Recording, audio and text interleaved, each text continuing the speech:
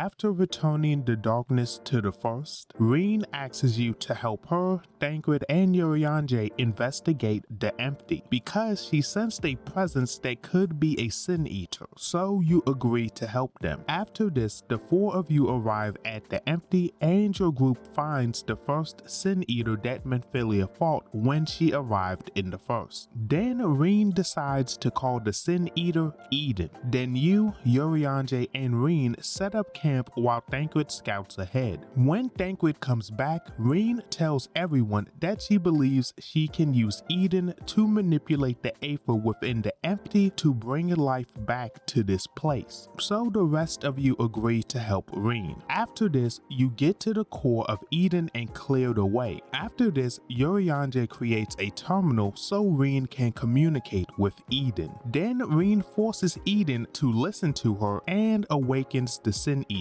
Unfortunately, Eden's awakening causes monsters to invade, so everyone splits up to deal with this threat. When you get on the roof, you fight the Voidwalker and win. Following this, everyone meets you on the roof. Then Reen notices something is weird about the Voidwalker's Aether, so considering that the Voidwalker isn't a Sin Eater, Thancred takes her back to camp hoping that she will give them information on Eden when she wakes up. After this, the rest of you go back to Eden's core where Reen explains that Eden can control the balance of Aether over a wide area, shifting it from one element to another, but she doesn't understand how she'll use this to restore the Empty yet. After this, we go back to camp where Urianger suggests that we focus on restoring one element at a time, so that the Empty will naturally heal over centuries. He plans to do it by using Eden to gather Aether from the planet and summoning primals to convert that Aether into the correct element. Then you will defeat the primals, allowing the Aether to spread across the Empty. So Urianger decided that water will be the first element. So you and Reen summon Leviathan and you defeat the primal. When you get out of Eden, your group sees that water has returned to the Empty. Then Urianger suggests that we restore the earth element next. So you and Reen summon Titan and you defeat the primal. When the three of you return to camp, you see that plant life is returning to the Empty. But before you can continue, Reen faints, so Thancred suggests that she leaves the Empty to rest and you go with her. But before we go to Mord Soak, she brings us to the place where Minfilia stopped the flood of light, expressing that she is concerned about what to do with the Voidwalker when she wakes up.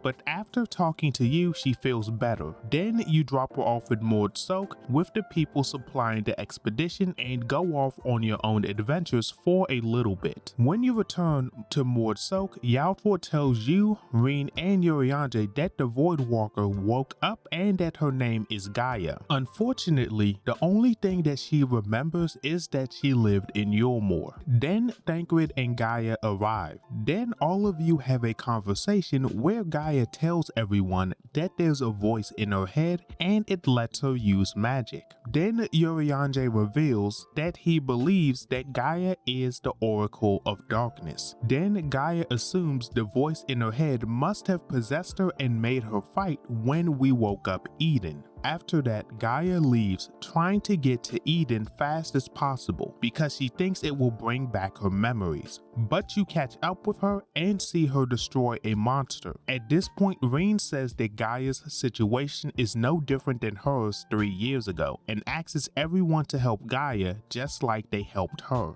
And they agree. After this, we go back to the Empty. When we get there, Urianger decides that lightning should be the next element we work on. So you and Reen summon Ramuh. Then you defeat the primal. After this, all of you go outside and the air is more humid. After this, Urianger doesn't know if we should bring back wind or fire next. So Gaia suggests that we bring them back at the same time to maintain elemental balance. And everyone agrees. So you rest before your fight. In the meantime, Rean tries to befriend Gaia, but it doesn't go so well. Following this, you and Rean summon Garuda and Ifrit, and you defeat the primals. Then your group goes outside and it's raining. At this point, Gaia lashes out at Eden, getting frustrated that she hasn't gotten her memories back.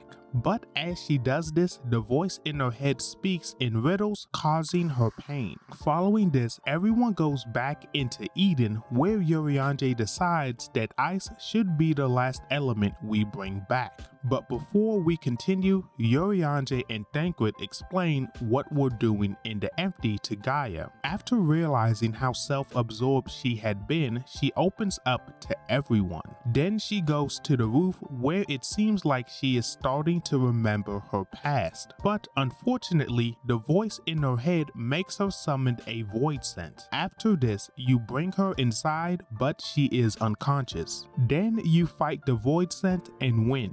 Then the game cuts to Gaia's mind, but before she's absorbed by the darkness, Rean's voice brings her back. After this, Gaia explains that the memories she got back were like looking through someone else's eyes. After this, your group gets back to bringing ice to the empty. So after talking about Shiva, Rean suggests that she should summon the primal the same way Ysel did, due to the ice's unmoving and passive nature. So after getting some pushback from Gaia and Thancred, following that conversation, Rean becomes Shiva, but she loses control. So Gaia steps in to help you defeat Shiva and bring Rean back. After this, everyone goes outside and sees that life has returned to the empty. Afterwards, Gaia goes to Mord Soak to rest while the rest of you deal with Elidibus. After defeating the Ascian, you meet up with everyone so Thancred and Urianger can tell Gaia and Rean that they're going back to the source and say their goodbyes. After this, you take the Scions home. Then you come back to the first to check on Rean and Gaia, who are going to the empty to make sure everything is okay. Unfortunately, when you get there, the empty is being consumed by light again due to Rean losing control as Shiva. So you suggest that your group summons the cloud of darkness to balance out the Aether. So you, Rean, and Gaia combine your powers to summon the cloud of darkness and you defeat the void scent. But the darkness doesn't do much to change the environment. Following this, the voice in Gaia's head reveals itself to be the Ascian Mitron. Then the Ascian explains that Ardbert defeated him with a blade of pure light, which transformed his body into Eden. And due to Ardbert wanting to get rid of darkness, Mitron was forced to unleash the flood of light that consumed the world while he was Eden, which explains how Sin Eaters were created. Then Mitron tells everyone that when he regained consciousness, he couldn't leave Eden. All he could do was whisper and control Gaia. Then Mitron tells Gaia to come to the core of Eden to find out the truth.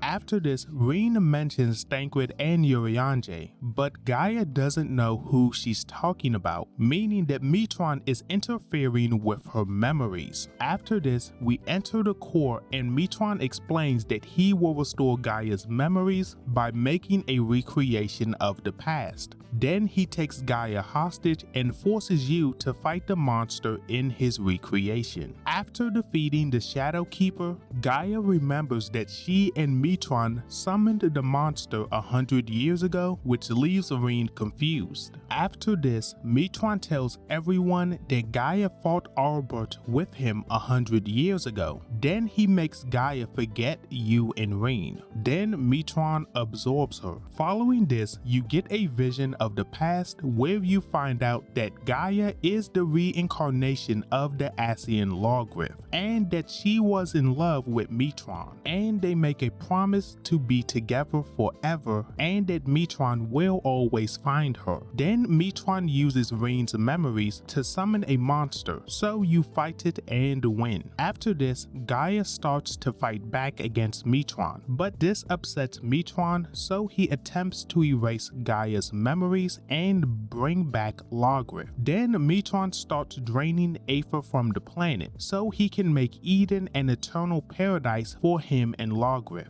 Then he runs away, but Rean opens a path for you. Eventually, you find Mitron, then you fight him, and after a tough battle, you win, separating the two of them. But Gaia won't wake up, so you and Rean try to bring her back. As that is happening, the game cuts to Gaia and Mitron's souls talking, where it seems like Gaia remembers her life as Logrith, but explains that she wants to live her life as a regular human. And Mitron finally accepts that Gaia and Logrith are the same. Then he passes away, hoping that they find each other in their next lives. After this, Rean brings Gaia back.